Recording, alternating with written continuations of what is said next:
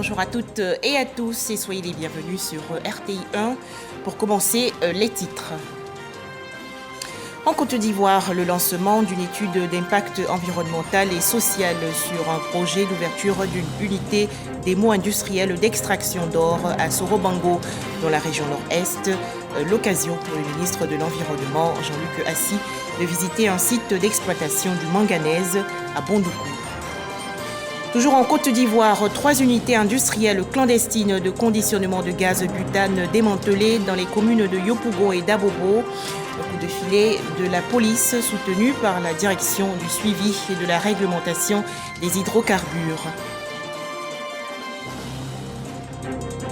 Enfin, en France, le président Emmanuel Macron va s'adresser ce soir à ses compatriotes. Le site d'exploitation du manganèse de Bondoukou, dans la région nord-est de la Côte d'Ivoire, visité récemment par le ministre de l'Environnement et du Développement durable. L'occasion également pour Jean-Luc Assi de procéder au lancement d'une étude d'impact environnemental et social sur un projet d'ouverture d'une unité démo industrielle d'extraction d'or dans la sous-préfecture de Sorobango. Les explications détaillées dans ce reportage de Herman Niamia. Bientôt, une unité semi-industrielle d'extraction d'or verra le jour à Tambi, dans la sous-préfecture de Sorobango, dans le département de Bondoukou. Pour s'assurer du respect des procédures en vigueur, le ministre de l'Environnement et du Développement durable lance une étude d'impact environnemental et social. L'étude d'impact environnemental et social permet donc, d'une part, d'aider le promoteur à concevoir un projet plus respectueux de l'environnement naturel et humain, et d'autre part, à intégrer le développement concerté et durable dans la mise en œuvre de ce projet. Au cours de cette cérémonie, un commissaire enquêteur a été nommé pour informer les populations et recueillir leurs observations sur les différents aspects du projet qui leur seront communiqués afin de permettre au ministère de l'Environnement et du Développement durable de disposer des éléments nécessaires à une prise de décision. Dans ce même ordre d'idées, après cette cérémonie, le ministre Jean-Luc Assi et sa délégation ont visité le site de la mine de manganèse de Bondoukou pour s'assurer que cette entreprise respecte les normes environnementales et sociales. Accompagné du directeur général de l'entreprise, Jean-Luc Assi a pu voir les différentes étapes de l'exploitation du manganèse. Nous avons échangé avec les responsables de cette société. Nous avons visité donc le process, l'usine donc des traitements du manganèse par rapport donc aux normes environnementales. Il est évident qu'il y a encore quelques petits dysfonctionnements, mais c'est des choses qui sont mineures et l'entreprise, donc le responsable de l'entreprise s'est engagé donc à régler un certain nombre de recommandations qui ont été faites par le CIAPOL. Cette visite du ministre de l'Environnement et du Développement durable s'est terminée par une rencontre avec la population des 14 villages impactés par la mine de manganèse. Cérémonie au cours de laquelle les populations ont fait plusieurs doléances, notamment l'entretien régulier des voies d'accès au village, la construction d'un centre de santé urbain et l'acquisition de matériels agricoles. Toujours en Côte d'Ivoire, cet atelier organisé récemment à l'Institut de l'Université des Nations Unies pour les ressources naturelles en Afrique. Il s'agit d'encourager le secteur informel à s'orienter davantage vers les énergies propres et ainsi réduire la pollution. Pour en parler, Didier Nguessan. Accélérer le passage aux énergies propres sans pénaliser ceux qui opèrent dans le secteur informel. Il s'agit d'une transition verte qualifiée de juste. Elle est initiée par l'Institut de l'Université des Nations Unies pour les ressources naturelles en Afrique. La transition verte qui va permettre de réduire au maximum le CO2 dans l'atmosphère et qui va nous permettre d'adopter désormais des énergies propres, des énergies bas carbone. Nous voulons passer maintenant à de l'usage d'énergie renouvelable.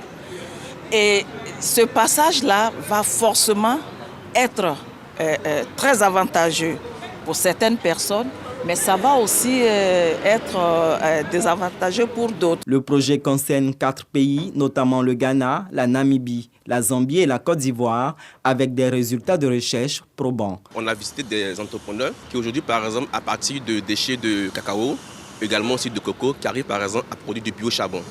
ce biocharbon-là peut être effectivement aujourd'hui utilisé par aujourd'hui dans les restaurations, également les vendeuses au bord des rues.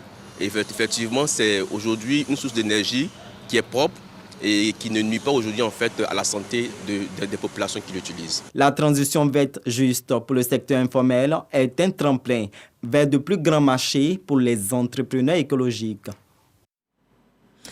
Deuxième titre de ce journal, ce large coup de filet des éléments de la police soutenus par la direction du suivi et de la réglementation des hydrocarbures. En effet, 3 unités industrielles clandestines de conditionnement de gaz butane ont été démantelées il y a quelques jours dans les communes de Yopougon et d'Abobo. Plus de 20 tonnes de gaz butane saisies. Les précisions dans ce reportage de Lanciné Bakayoko. Nous sommes à Bobo, non loin de l'hôpital militaire d'Abidjan. Dans cet espace où ils ont installé une unité industrielle clandestine de reconditionnement de bouteilles de gaz butane, les trafiquants sont pris la main dans le sac. C'est ici que je travaille. Ils chargent les bouteilles de gaz et aussi les bouteilles de gaz des fourchettes des sociétés. C'est du gaz butane destiné aux ménages, donc subventionné, qui est non seulement transvasé, mais également détourné pour d'autres usages, notamment comme du carburant. Toujours à Abobo, au quartier Gotham, à proximité du marché, 3 citernes ont également été interceptées.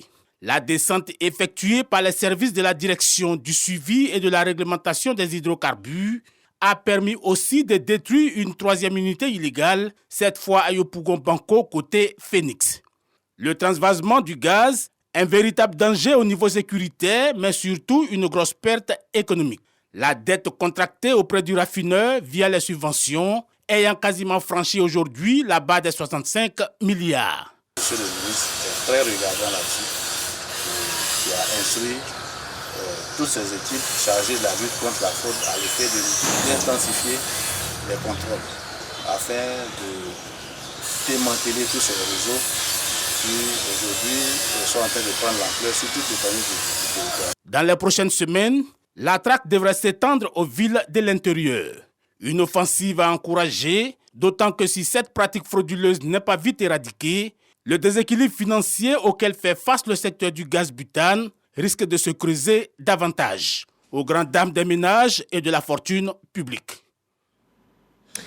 L'ouverture du forum sur l'accès aux investissements dans les énergies renouvelables. Les différents participants présentent et expliquent les solutions et formules de financement pour électrifier les zones les plus reculées du pays. Le forum sur l'accès aux investissements dans les énergies renouvelables est organisé par la Banque africaine de développement. Les explications détaillées de Didier Nguessan. Plus de 700 millions de personnes dans le monde n'ont pas accès à l'électricité. Pour réduire ces déficits, les énergies renouvelables constituent l'alternative au réseau électrique classique. Entreprises spécialisées dans les solutions d'énergie propre et partenaires financiers réfléchissent sur les enjeux aussi bien pour les populations que pour les États à ce forum sur l'accès aux investissements dans les énergies renouvelables. L'idée là-dedans est quoi?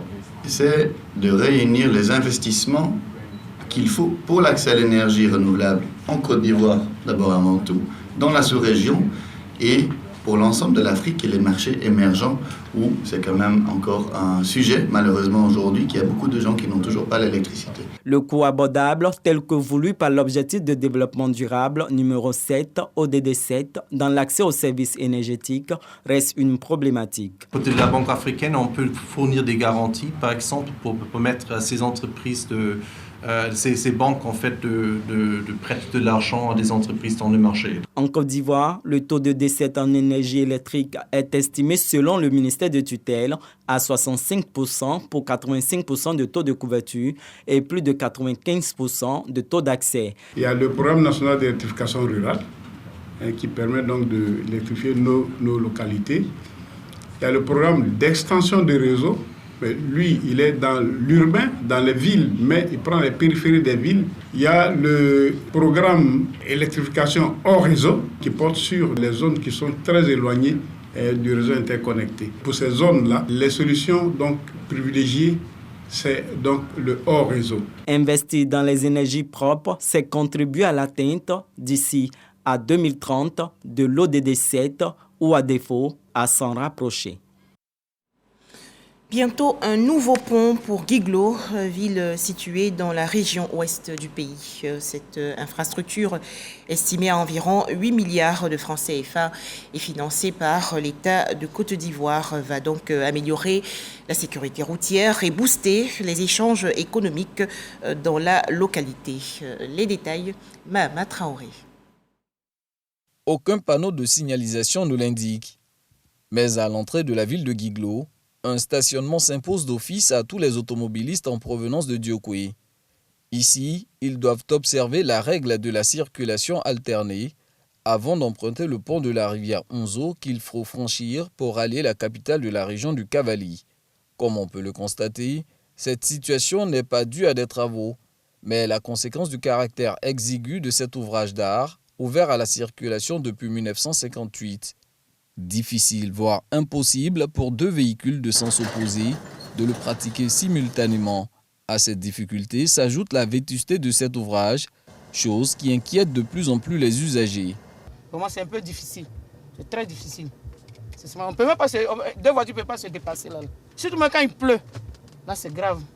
On a l'impression que le pont bouge. Il y a eu une année, il y a les groupes karatéka qui étaient venus pour faire un maracana ici, qui sont noyés dans l'eau ici. Même il y a certains même qui montent sur le pont et il y a une défaillance de freinage, par exemple. Alors quand il y a cette défaillance-là, il ne sait plus comment immobiliser le véhicule et voilà, il finit sa course dans l'eau. Pour éviter l'irréparable, l'État a entrepris depuis mars 2021 la construction d'un nouveau pont, voisin de l'ancien. 2 ans plus tard, les travaux sont à un niveau d'exécution de 68%. L'une des 3 travées est déjà posée. La phase actuelle consiste à bâtir les 2 autres. Une fois achevé, le nouveau pont de Guiglo va mesurer environ 113 mètres de longueur sur 13 mètres de largeur. Un dimensionnement qui permettra d'offrir une circulation fluide et sécurisée dans les 2 sens. Je pense que le nouveau pont fera de sorte que nous puissions circuler facilement. Je dis merci à l'État ivoirien, vraiment qui a pensé à la population de Guiglo. Je pense qu'avec l'arrivée de ce nouveau pont, je pense que ça va nous arranger. C'est un acquis, voilà, mais le plaisir c'est que ce pont finisse pour que nous puissions vraiment l'utiliser. Réalisé à hauteur d'environ 8 milliards de francs CFA, le nouveau pont viendra à coup sûr booster la vitalité économique de Guiglo, selon le premier magistrat de la ville. Le pont est un trait d'union entre la région du Cavali et les autres régions, c'est-à-dire la région du Guémon d'abord et tout le reste de la Côte d'Ivoire. Sans le pont, la banane va pourrir en brousse. Sans le pont, le cacao ne sortira pas.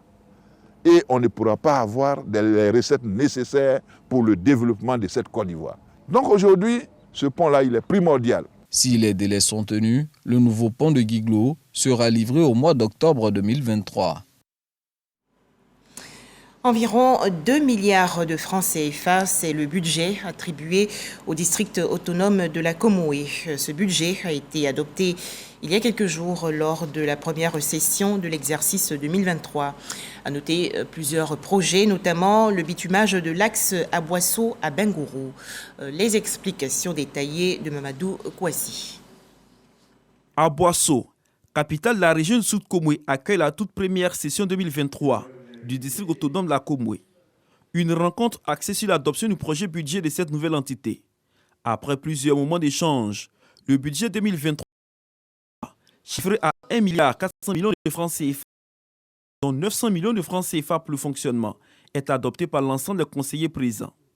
De nombreux grands projets de développement ont été présentés, dont le plus attendu est le ralliement des départements d'Abengourou et d'Aboisseau. Faire le bitumage à Bengourou, Bétier, Aboisseau, vous avez vu l'applaudimètre, c'est excellent. Si d'aventure tout se passe bien, nous serons désenclavés totalement. Et ça, nous insistons, nous espérons que cela va être notre leitmotiv pour que jusqu'à la fin de notre mandat, cela puisse être réalisé. Les différents conseillers et le corps préfectoral ont rassuré le représentant du ministre-gouverneur, Pascal Kwakwa-Binan, de leur engagement à s'investir pour le développement de leur district. Marquer, disais-je, l'engagement réel du corps préfectoral, de tout le corps préfectoral, des circonscriptions administratives des 3 régions composant nos districts autonomes à vous accompagner. Mais vous accompagnant, nous nous accompagnons nous-mêmes. Parce qu'il s'agit d'actions de développement dont nous serons tous bénéficiaires à terme.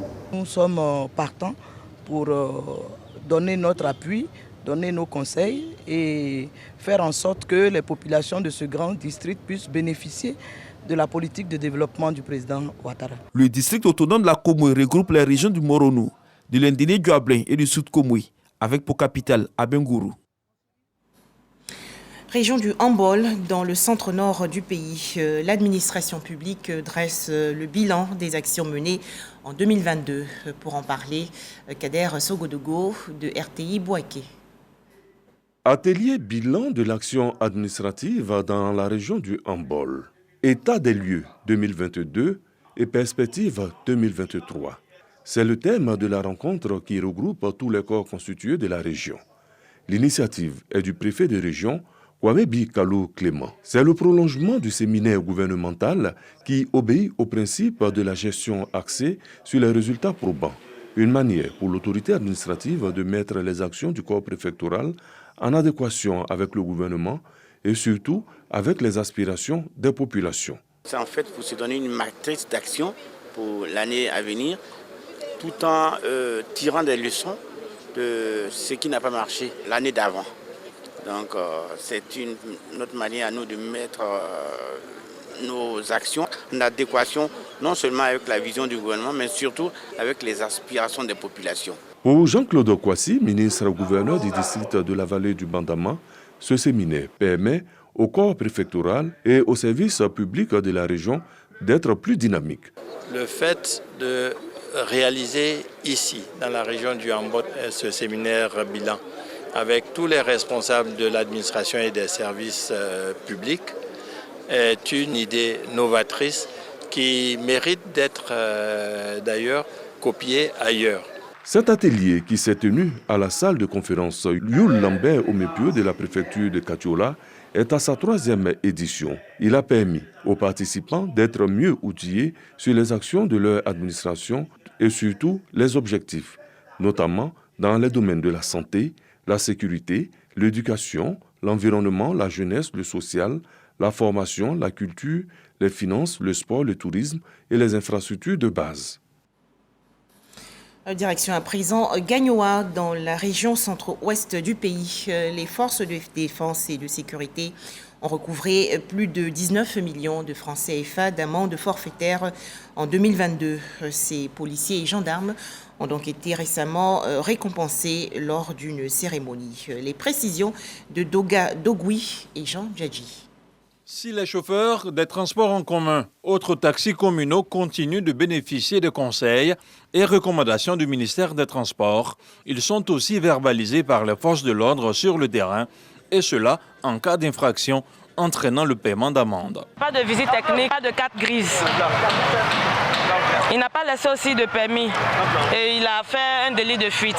Selon la trésorerie générale de Gagnoa, c'est dans ce cadre que l'année 2023 a été placée sous le sceau du recouvrement des ressources intérieures, notamment les recettes liées aux amendes forfaitaires, justifiant ainsi les récompenses aux meilleurs services de police et de gendarmerie pour leur performance sur le terrain. Cette performance qui intervient après la vaste campagne de sensibilisation sur l'optimisation du recouvrement des amendes forfaitaires est à mettre à l'actif de nos vaillantes forces de défense et de sécurité, surtout les services de la police nationale. La palme du meilleur service est revenue à la préfecture de Gagnoa avec plus de 4,6 millions de francs CFA, soit 24%, suivi du commissariat de police de Guibirois avec plus de 3,4% et le district de police complète le podium avec 2,7 millions de francs CFA. Au nom des FDS, le commissaire divisionnaire et préfet de police du district de Gojibois a promis poursuivre la mission avec encore plus d'efficacité. Cet acte nous donne plus de courage pour le chemin qui reste à parcourir, aussi bien pour les recouvrements que pour la collaboration entre nos deux services, le Trésor et la force de l'ordre. sur un objectif global de plus de 21,5 millions de francs CFA assignés à la circonscription financière de Gagnoa. En termes de recettes d'amende forfaitaire, il a été recouvré par les services de police et de gendarmerie un peu plus de 19,3 millions de francs CFA, soit un taux de recouvrement de 90%, en hausse de 8% comparé à la gestion 2021. Toujours en Côte d'Ivoire, le Fonds pour la science, la technologie et l'innovation a présenté récemment les résultats des recherches relatives au projet d'optimisation de la production du riz dans le périmètre risicole de Nanan, dans la région centre. Projet financé par le FONSTI à hauteur de 12 millions de francs CFA. Frédéric Oulaye et Didier Nguessan. Voici le périmètre risicole situé à Nanan, sous-préfecture de Yamoussoukro. Ici est expérimenté le projet d'optimisation de la production risicole. Ce projet consiste à développer des techniques innovantes d'irrigation des parcelles rizicoles à travers l'usage du drone. Les résultats de ce projet sont édifiants pour les riziculteurs de la localité. Par le passé, il n'y avait pas de gestion efficiente de l'eau. Mais aujourd'hui, avec ce projet, nous avons changé de comportement. Nous avons changé d'habitude. Le projet nous a appris comment restaurer le sol et ça nous a permis d'accroître nos rendements. Cette étude entend apporter des alternatives à la problématique de la pénurie d'eau, de la dégradation des sols et au climat. Pour Dr Brice Conan, enseignant-chercheur, améliorer la structure des sols permet de booster la production. Le drone nous permet donc d'apprécier la qualité même des feuilles. En fonction de la variation de la coloration, on se rend compte qu'à tel niveau, il faut de l'eau, à tel niveau, il faut de l'engrais. Nous sommes passés de 4,3 à 7,5 tonnes à l'hectare. Financé à 12 millions de francs CFA par le Fonds pour la science, la technologie et la recherche et l'innovation FONSTI, le projet contribue à augmenter la production nationale de riz. Nous sommes convaincus que la Côte d'Ivoire peut être autosuffisante en riz. Et nous allons tout faire pour aider nos chercheurs, nos enseignants-chercheurs à produire donc, des résultats de recherche qui puissent impacter de manière concrète la productivité, la riziculture dans notre pays. Et donc nous sommes très satisfaits de l'utilisation d'une technologie de pointe, c'est-à-dire les drones, pour analyser les sols, pour améliorer les rendements au niveau de la riziculture dans une zone irriguée de production de riz en Côte d'Ivoire. Yamoussoukro dispose de plus de 8 périmètres de zones cultivables, mais le problème de financement constitue un frein pour les producteurs. La Côte d'Ivoire importe plus d'1,5 million de tonnes de riz et produit 700 000 tonnes, une tendance qu'elle veut inverser. Au chapitre religion, la célébration de la fête de la Divine Miséricorde par la communauté catholique de Côte d'Ivoire. C'était à Raviard, dans la région centre. Célébration en présence du président du Sénat, Jano Aoussou-Kouadio. Les détails dans ce reportage de Kader Sogodogo de RTI Bouaké. Sanctuaire Notre-Dame de la Divine Miséricorde de Raviard. Il est 3 heures du matin. En cette nuit de samedi à dimanche, pas de place pour la fatigue quand il s'agit de prier. Tous sont des pèlerins venus célébrer la fête de la Divine Miséricorde. Chants, danses et prières. L'ensemble des fidèles, avec le président du Sénat, Jano Aoussou-Kouadio, prie pour une Côte d'Ivoire où pardon et amour marchent côte à côte. Jésus, avant de quitter, il a donné la paix à ses apôtres, que cette paix-là règne sur la Côte d'Ivoire, que cette paix-là nous irradie, que cette paix demeure dans nos cœurs, en toutes circonstances, en tout lieu, dans les moments d'épreuve, dans les moments de joie, que nous ayons la paix dans nos cœurs. Pour sa part, Monseigneur Joseph Aka, évêque de Yamoussoukro, appelle les fidèles catholiques au renouvellement de leur foi à travers la Divine Miséricorde. Cette fête a été instituée en 2000 par le pape Jean-Paul II. Le Ramadan, quatrième pilier de l'islam, se poursuit en Côte d'Ivoire. La ministre-gouverneure du district autonome des Lacs, Raymond Goudou Kofi, a offert récemment à la communauté musulmane de Toumoudi, dans la région centre, une rupture collective, une initiative pour promouvoir et encourager la cohésion sociale dans la région. Les précisions de Léon Brou de RTI Bouaké. Ils viennent de tous les quartiers de la commune, les musulmans et leurs frères chrétiens de Toumoudi à la rupture du jeûne de Ramadan offerte par la ministre-gouverneure du district autonome des Lacs, Raymond Goudou Kofi, entouré pour l'occasion par le ministre Amédée Kouakou, le préfet et des cadres de Toumoudi, manifeste ainsi sa solidarité à la communauté musulmane en ce mois de privation, de prière et de pénitence du Ramadan. Vraiment, c'est un geste qui nous va droit au cœur. Et que vraiment, c'est un geste qui montre ici la fraternité, la cohésion à Toumoudi. Donc cela montre que madame a une très bonne intention pour sa ville natale. Le chiffre 3 est parfait, c'est la présence de Dieu, la bénédiction de Dieu. Que la bénédiction de Dieu soit sur la Côte d'Ivoire et que tous les Ivoiriens chaque jour se mettent ensemble pour partager le verre d'eau de l'amitié. Prier pour le renforcement de l'unité, du vivre ensemble et de la paix à Toumoudi et en Côte d'Ivoire, mais surtout pour le chef de l'État. Tout le mobile de cette initiative, la troisième fois consécutive de la ministre-gouverneure. Quand on partage le repas, personne ne regarde la figure de son camarade pour savoir s'il est musulman ou s'il est chrétien. Mais quand on est ensemble à table, c'est les mêmes plats que nous partageons, c'est la même eau que nous buvons et ce sont les mêmes paroles de paix que nous partageons. Musulmans, chrétiens ou non, à tous ces invités, la ministre-gouverneure Raymond Goudou Kofi offre, en plus de cette rupture collective, des kits pour la suite du Ramadan. Au chapitre culture, le lancement il y a quelques jours dans la commune de Cocody de la deuxième édition du Acha Festival, événement pour valoriser la femme en milieu rural. Les explications détaillées de Godefroy Okambawa.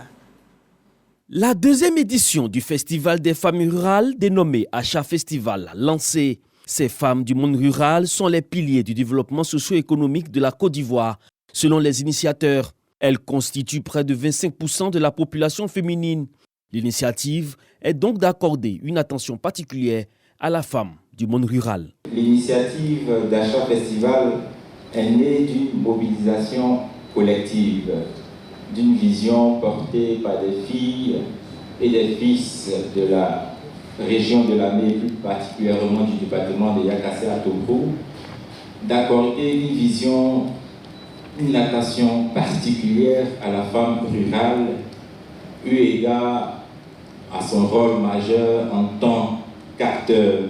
Alette Badou Kwame Nguessan, maire de la commune d'Ara, par ailleurs marraine de cette édition, a salué la vision de ce festival qui met en avant la femme rurale. Les femmes étant largement représentées dans la main-d'œuvre agricole dans le monde entier, leur autonomisation est essentielle non seulement au bien-être des personnes, de familles et de communautés rurales, mais également à la productivité économique générale. Le festival Acha s'inscrit dans la dynamique de la célébration et de la valorisation de la femme en milieu rural. Pour ce festival qui va se tenir du 26 au 27 mai prochain à Yakassé à Tobo, dans la région de Lamé, 75 femmes seront initiées à l'alphabétisation à travers le numérique et plusieurs d'entre elles bénéficieront d'un financement de projet. En image, l'actualité en Guinée équatoriale, l'Organisation mondiale de la santé a annoncé que 6 nouveaux cas du virus de Marbourg ont été signalés récemment dans le pays, ce qui porte le nombre total de cas à 15. La région la plus touchée étant celle de Batar, dans la province de Littoral. Enfin, en France, Emmanuel Macron va s'adresser ce soir à son peuple. Le chef de l'État français va donc donner ses perspectives après la promulgation de la réforme des retraites. Voilà, merci de nous avoir suivis. Le groupe RTI souhaite une excellente nuit du destin ce soir à toute la communauté musulmane de Côte d'Ivoire.